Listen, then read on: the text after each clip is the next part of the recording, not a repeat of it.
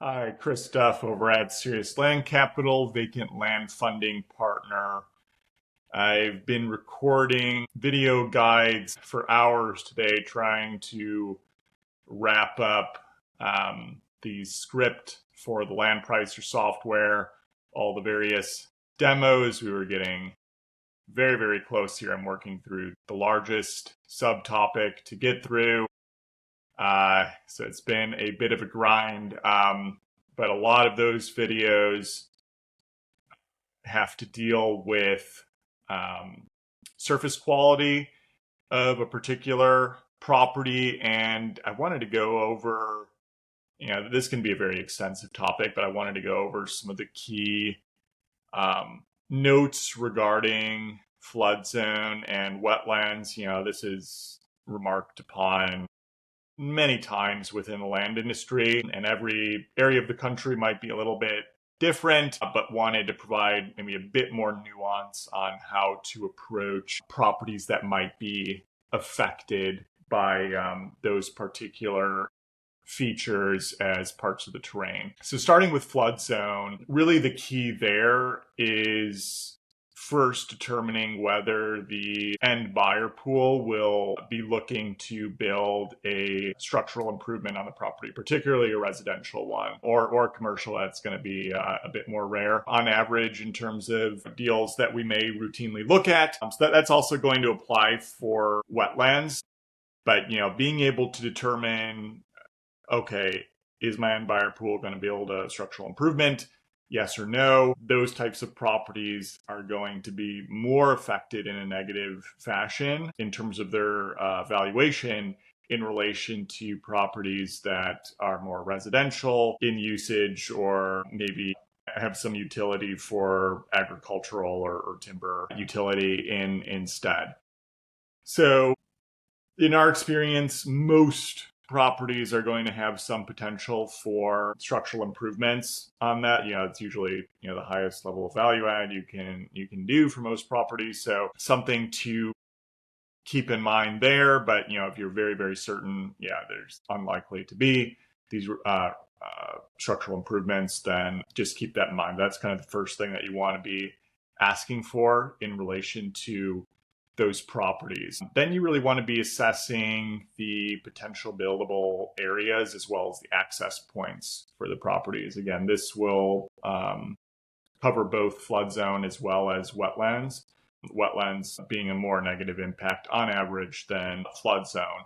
So if you have a smaller property, I don't know, say less than 2 acres, usually there's rarely going to be more than one possible buildable area. Even on larger acreage, sometimes there will be. So you just have to kind of use common sense and then ask local experts to visit. If it's a little unclear, is the primary buildable area, it should be relatively flat, not always, but most of the time it should be an area that can be cleared.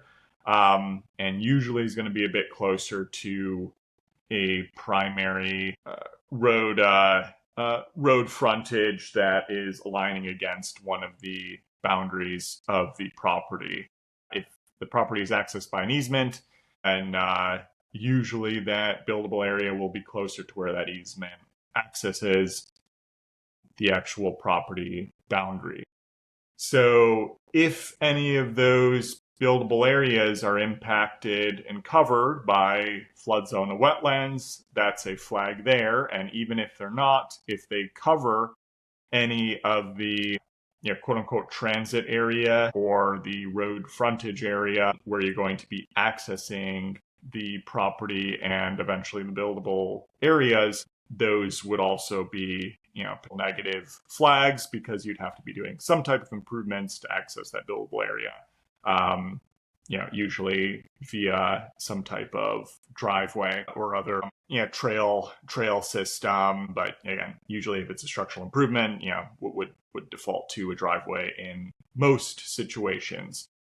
So that's what you're going to be looking out for. And then from a flood zone perspective, you'd want to be looking to see if any neighboring properties, and not necessarily immediate next door neighbors, but other neighboring properties are also impacted by flood zone in their buildable areas, and whether there are residential structural improvements or potentially commercial. Again, it's going to be lesser or more rare on average.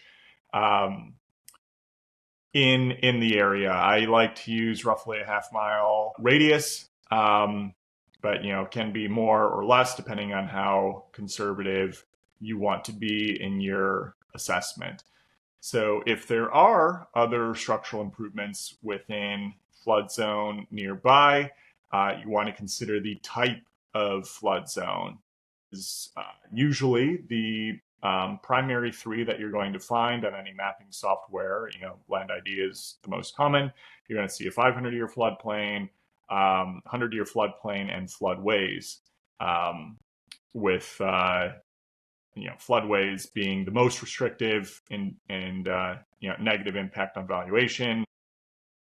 Generally, 100-year floodplain and then 500-year floodplain. So if your primary buildable area is covered by a certain type of flood zone, just call it a 100-year floodplain, for instance, and then you can see other neighboring properties covered with flood zone that are being built upon, but all of them are within a 500-year floodplain, then it's more likely that you're not going to be able to build on the property that you are considering, compared to if it was the same type of floodplain as where there are already existing improvements on the property. And even if there are, it's still something to investigate further before purchasing the property, because plenty of times, depending on the year those improvements were built, it's possible that flood zone expanded into the area after those properties were built, and so they might have been grandfathered in, or maybe the flood zone was just was available or present, and there were different regulations in place that allowed for building in that area, whereas at this current point in time, there might be more restrictions. So you always want to be double checking and not just taking things for granted, even if there are other structural, residential, or commercial improvements within the area on the same type of floodplain. The same would hold true for wetlands. On average, it's far less likely for there to be structural improvements on wetlands throughout the country. Sometimes there are, so you always want to be double checking on that anytime you do see that there are residential or commercial improvements on wetland impacted property. An additional piece too is that if there are wetlands on your property and they're not impacting the primary buildable area or one of the potential buildable areas, every part of the country might operate a bit differently in regard to regulations, but oftentimes there are buffer zones from the border of the wetlands that are going to be restricted for where you can build in. Usually they might be 175 to 300 feet on average. Not always, but that's just an example there. So you'd want to be keeping that in mind to where you might consider it to be the buildable area of the property to be clear of wetlands, but in terms of buildability, it still might not be feasible.